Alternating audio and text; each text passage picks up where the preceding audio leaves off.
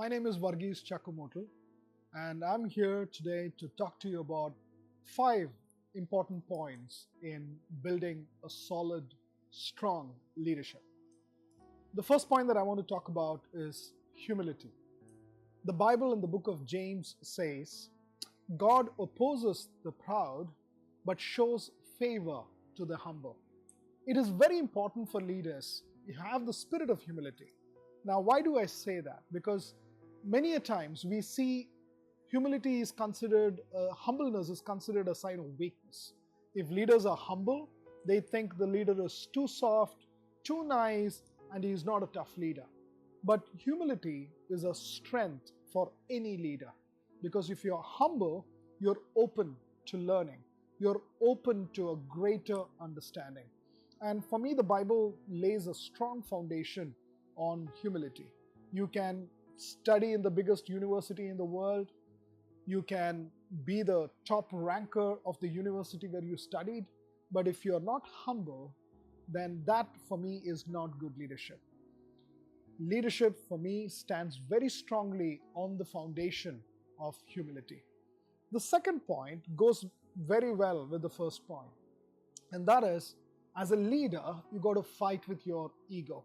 Because if we don't fight with our ego, we end up becoming more arrogant, we end up becoming we block ourselves from listening to people, we think our idea is the best idea, and we don't groom other leaders. We set a wrong example. And to fight your egos, it's a daily battle, it's a daily life. If you're humble, it's easier to fight your egos. Now, every human being for that matter, has some amount of ego in their lives. Some consciously work on those egos, fight it day in, day out, and they become very successful in their lives because they're able to come out of that shell called ego.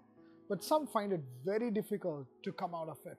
And the reason is, the first point that I mentioned, humility is very low on their lives. You see a lot of pride, a lot of selfishness, and that only builds your ego to the next level. And that's not good for a leader. So as a leader, it's very important to fight your egos every day. It's a daily battle, daily journey. The third point that I want to talk about is extreme ownership. You take up any responsibility for that matter, you got to be fully committed into that responsibility. You got to give your life into it, you got to give your heart into it, you got to give everything into it so that you're able to achieve the results that is expected out of that responsibility. And for me, this goes back to the Word of God. God looks at who is faithful. If we are faithful in little things, God will give us bigger responsibilities so that we're able to manage those responsibilities. So this point on extreme ownership is very important. Whether it is a small activity, whether it is a medium-sized activity, whether it's a big activity, whether it's an activity that's done alone or in a group, doesn't matter. Are you fully committed, and are you fully making sure that you take full ownership of those activities and produce results? Now, this is very important in Christian leadership. The fourth point that I want to talk about is to be a source of inspiration and to influence others. Every opportunity that the Lord gives me, my prayer is, Lord, help me to inspire people. Help me to influence people. It could be a 30-second conversation. It could be a 5-minute conversation. It could be an hour-long conversation. Or it could be a conversation over lunch, over dinner, or over a cup of tea. Does not matter. Lord, please help me to inspire them. And when I go with this particular framework, most of the times what I've seen is I've left that space inspiring someone. I've created that happiness in someone. I've created that positivity in someone. Now, this for a leader is very important, because as leaders, we manage people. We manage organizations. We make sure we help these people to excel in whatever they do. And this point becomes even more important in such context, because it's through inspiration people rise. It's through influence people grow as leaders.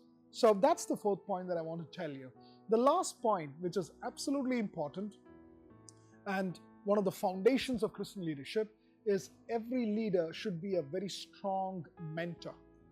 Now, what do I mean by saying a mentor? A mentor is a one who helps others rise as leaders. That is, a mentor focuses the attention in grooming others to become leaders. That means a leader need to keep some time away just to mentor people, need to be conscious of what should I mentor this person on, need to be selfless in this approach, because you are helping others rise, and when they rise they may take up bigger responsibilities, and in many a times they would take even bigger responsibilities than what I as a leader am doing today. And I need to be selfless, because if someone is growing even above me and I mentored them, I should be the happiest person, because my mentoring has actually worked, because it has helped the other person grow, it has helped the other person become a leader. Now, what I've seen unfortunately in many organizations, they're a little afraid of mentoring certain people, because they know if they mentor certain people, there's every chance they can fly very high, and they see that as a threat.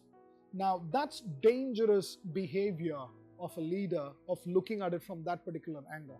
As a leader, you got to be selfless. You got to do everything to help mentor people to become leaders, or to move them from one level to the other level, move them from one designation to the other designation, move them from handling 5 responsibilities to probably 10 responsibilities, so that the end result of it is that we are making them valuable. And it's possible if the leaders commit time to mentor people.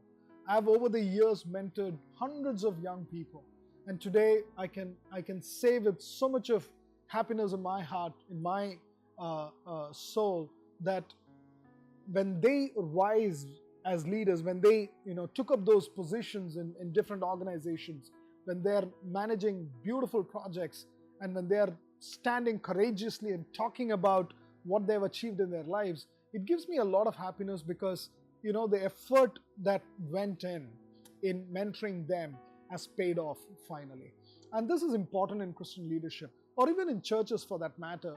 When pastors are mentoring others to grow as pastors, or to take up responsibilities in the church, this becomes a very, very critical point.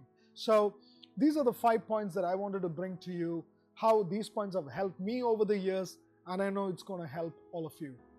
Thank you.